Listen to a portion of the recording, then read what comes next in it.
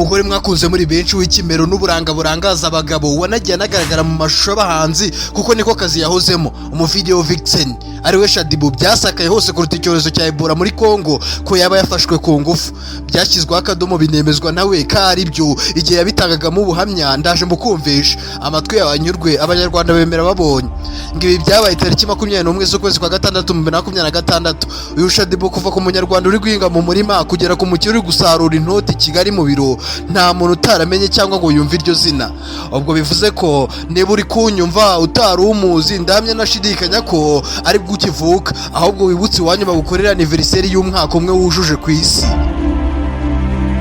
na makuru yatunga abatabarika gusa ari n'abataratunguwe kuguka imice n'ubundi bayikimangaga kuva na kera yitaga umwamikazi w'Amaslay Queens abazwi nk'indaya ziyubashye ubu tuvugana ngo yaboneje ikirenge ku iribu gutanga ikirego amazina ye y'ukuri n'Imbabazi Shadia akaba yarabonye ukwezi n'izuba kwa 20 z'ukwezi kwa Mata ubwo ni mu kwa kane mu 1992 yamamaye bitewe n'ubwiza bwe bwuzuza ubwuzu mu masura y'ababubonye imyambarire yihenze yanamamaye bitewe no gukora umwuga wo kugaragara mu mashusho y'abahanzi nakayabo kinoti yasoromaga muri ibyo byose aho yatangiye kugaragara mu mashusho y'indirimbo z'abahanzi kuva mu mpera y'umwaka wa 2010 bitewe n'uko yakundanye n'umugabo uyobora amashusho y'indirimbo z'abahanzi ariwe Meddy Saleh wamufashije kujya agaragara mu ndirimbo zayobowe nawe aho bakundanye mu 2010 banabyara abana babiri beza nka nyina gusa baje gutandukana mu 2016 uyu munyamideli yagaragaye mu ndirimbo zirimo ya nyakwigendera Yvan Buravan izwi ku izina rya Oya ayigaragaramo nk'umukunzi wa Meddy Saleh uwahoze ari umugabo we iki gihe n'ubundi bari baratandukanye agaragara mu ya Munyakazi Bruce Melody yitwa Akinyuma mu ya Platini P yitwa Helena n'izindi navuga ugasinzira ukizumva uyu niwe mugore wa mbere mu Rwanda ukurikirwa n'abantu benshi ku rubuga rwa Instagram ni numwe mu bantu bakurikirwa na benshi havuyeho nyakubahwa Perezida Paul Kagame ukurikirwa na 1,700,000 birenga ndetse na Bruce Melody ukurikiwe na 1,200,000 birenga na Shaddy bakaza nawe ahagaze 1,200,000 kandi unibuke ko ari nawe muntu wa mbere mu Rwanda wabanje kuzuza miliyoni y'abamukurikiye ku rubuga rwa Instagram yabaye umushabisi ku buryo bugaragara aho yihirinze kurusha umusore wateye inda Kigali uyu yagiye ashyira hanze amashusho ye yambaye hafi ya ntabyo ari nko kubyina nandi mafoto yenda gusa nk'uwambaye ubusa bigakurura abantu baranamusarira aho no mu 2021 yagaragaje ko yatangiye gushyira amafoto n'amashusho kuri rumwe mu mbuga zizwiho gucururizwa amashusho n'amafoto byiganjemo iby'urukozasoni aho kureba ibyo Shaddy Boo yashyiragaho byagusabaga amadolari 50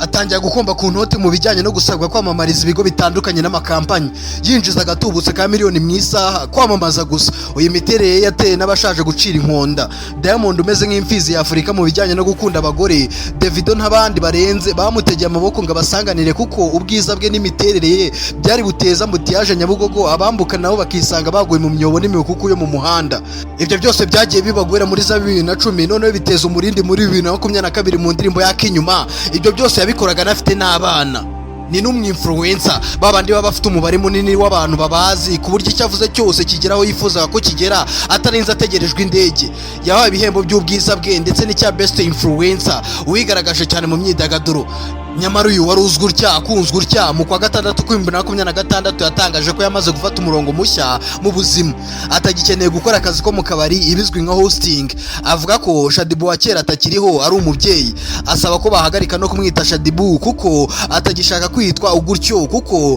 bimwibutsa uwo yahoze ari we yashengwe n'agahinda ndetse yikoreye ibikomere byinshi bamwe ubwo babonaga ari kubivamo byabateye kuribwa abandi bibatera akanyamuneza nubwo akomeza gutukwa iyo yanditse kuri Twitter ariyo X bamwikubita bakamwita umukecuru ngo areka abana bashyushye bakora akazi uyakuje imyaka igiye gusanga 35 nubwo disi bamuribatira hitaka ni umuntu mwiza usekeje Rocky bro no he's not Rocky who's this he's not Rocky Junior Giti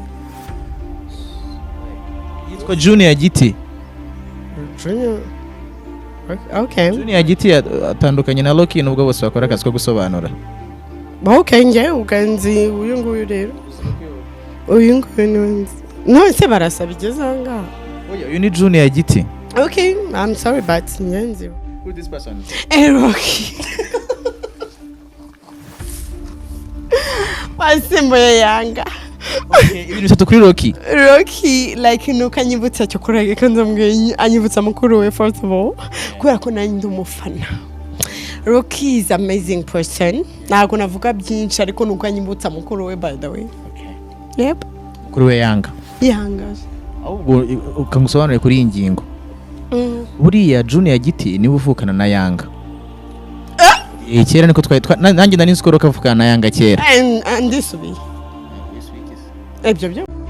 mu ijoro ryo kwa 21 z'ukwezi kwa gatandatu 2026 umusore w'umuhanzi witwa Iradukunda Aimable uzwi nka Yugi Umukaraza wahoze ari inshuti ya Shadibu yanyarukiye kwa Shadibu yitwaje amacupa abiri y'inzoga ngo barasabana birangira Yuga munywesheje izo nzoga nkunyweshe sansi kinyabiziga ngo Shadibu ngarasinda birangira Yuga musese mu maguru musesekamo igituma umuntu yasama mu nyuma Shadibu yicu yasanga ngo yambaye nka Eva mbese yisanze yambaye ubusa na Yuga muryamye impande kandi ngo Shadibu yarari no mu mihango.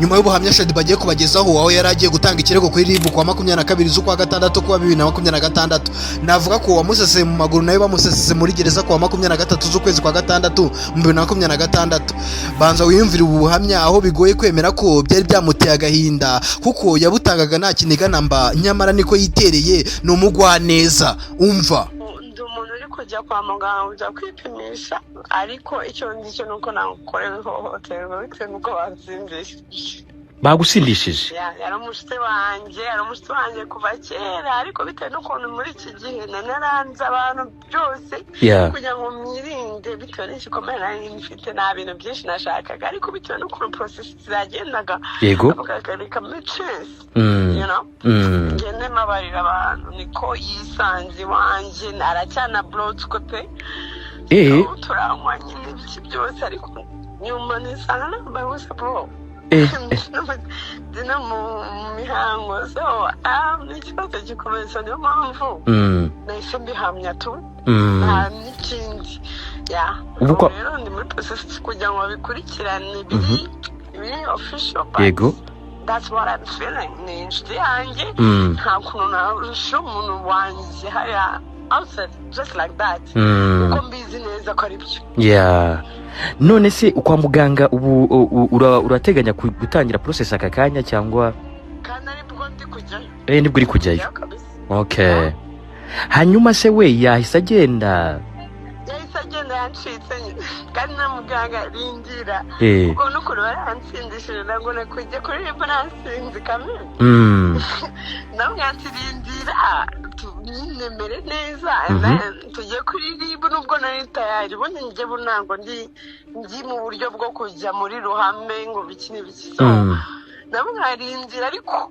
kubitewe n'ibintu numva nakorewe reka turindire binje mu tugende mani barancika tu none se yari wenyine cyangwa wenda yari yaje ari kumwe n'abandi undi mugenzi aramushikisha kubera ko nyine namwanjye n'inkweto ze nazihishe yego ariko yagiye nta nkweto kabisa inkweto ze zirakiri mu rugo nazihishe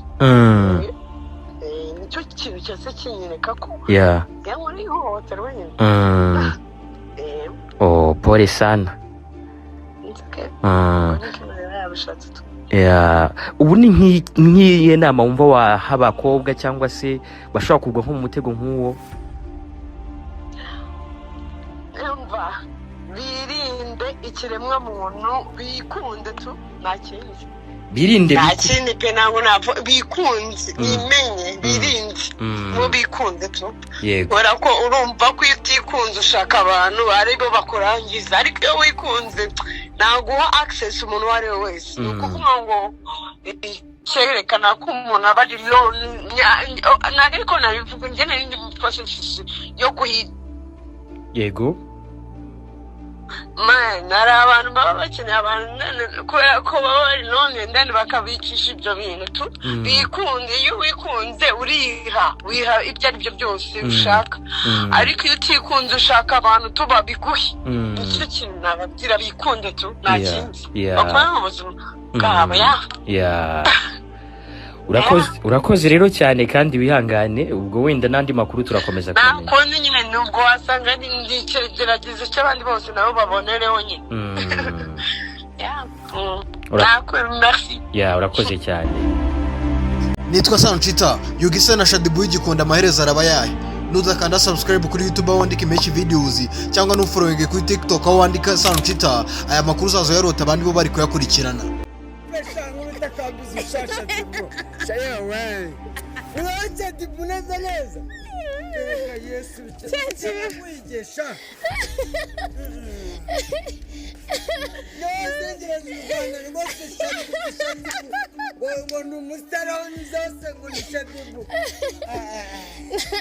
Urabona bitamubereye? Niwe pe. Urabona? Niwe rwose. Shadi mboro haguruka umwere. Haguruka umwere ko ari wowe. Shadi. Haguruka umwereke ko ari Shadibu mwenyewe. Si nguyu se? Wamubonye? Shadibu niwe neza neza. Ni njye Sheri. Kora. Oya dukora imbere. Umwana akora ku muzi. Shadibu shani wewe sha. Be nawe. Tumva Shadibu reka nkubwire. Imana igumugisha. Sha ufite amateka sha. Nawe uzagusimbura. Shadibu wewe bana wewe. Shadibu wewe. Da.